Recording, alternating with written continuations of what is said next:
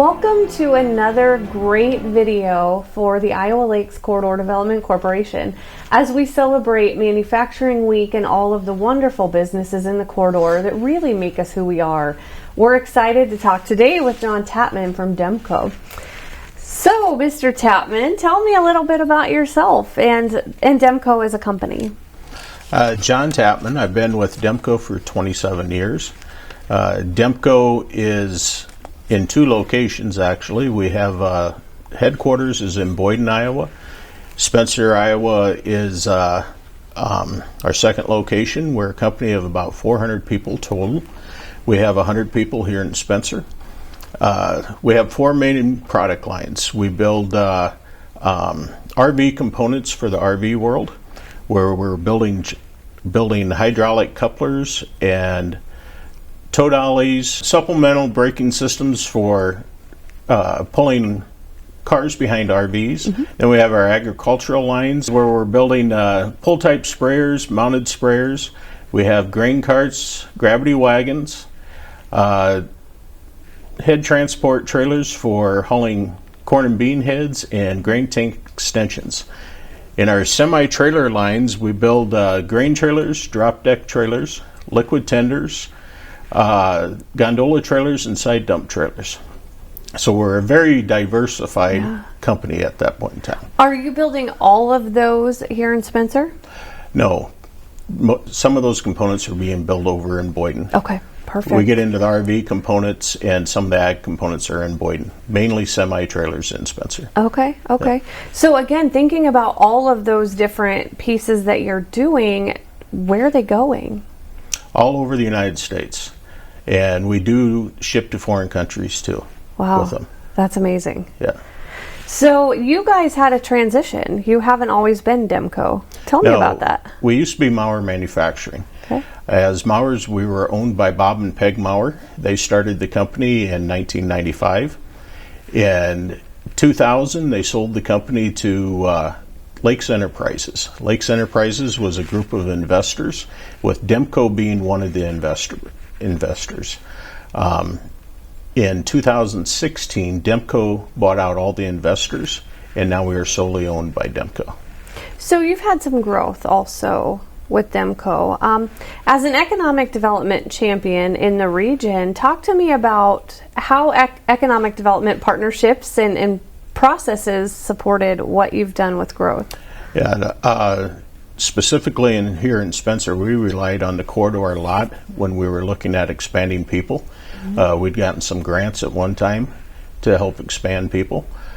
We also used the corridor a lot here to help us when we were trying expansions of the company, physical expansions, buildings, that type of thing. Right. That's awesome. So talk to me now. Let's transition just slightly and talk more about the corridor.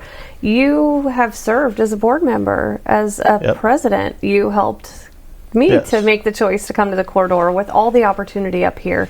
So talk to me a little bit about your experience and your thoughts on the corridor as an entity.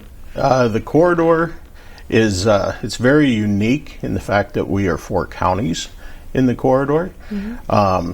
That can be challenging at times, but that brings a lot of opportunities to this region with being 4 counties, opportunities that we wouldn't be able to have being one county by ourselves. Right. It's when I was on the board, we had many home projects, housing development that we were working on. There was many new companies brought to the corridor. There was many shell buildings in all 4 regions that were put up at that point in time.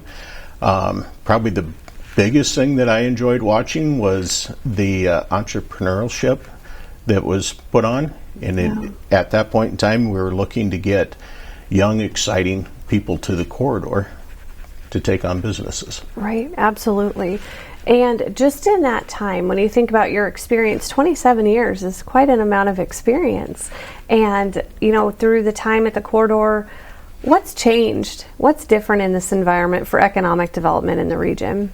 Well, COVID has changed a lot of things. Mm-hmm. COVID has learned us a different way of doing business. It has changed how we communicate to people.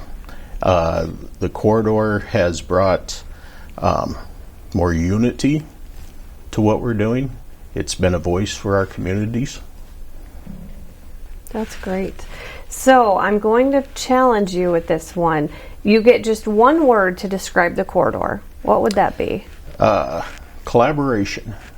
I feel that the corridor does a great job of collaborating with the 4 counties, with our school systems, with our area businesses to bring the best talent that there is, to bring the best opportunities that there are for us. So when you think about where DEMCO's headed, as you guys go through strategic planning and visioning and think about how you can grow, how do you see that in sync with economic development in the region? Because truly I feel like we're in an environment that I would assume you haven't experienced exactly what we are with the challenges we're facing and then the rates, and it's like it's coming from all directions. And I think that we have to think very, very differently, both us as a service provider and our companies. But I think that we have to remain very relevant to what you're doing so that you can be successful.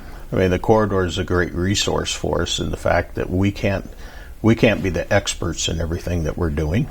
Right. And we can't be the experts in what this new environment that we're dealing with now. So the corridor can be our expert at point in time. Yeah, that's exactly right. We've talked a lot about that on our team. Just being that reference library and the rapid fire programming and economic changes and legislative changes. If we stay very focused on those things and bring that back, it's a tremendous value. Yeah, then we can stay focused on what we're good at. What you're good at. Yes. Yeah, exactly. Yeah. Perfect. Anything else you want to share about your experience or about DEMCO as a company?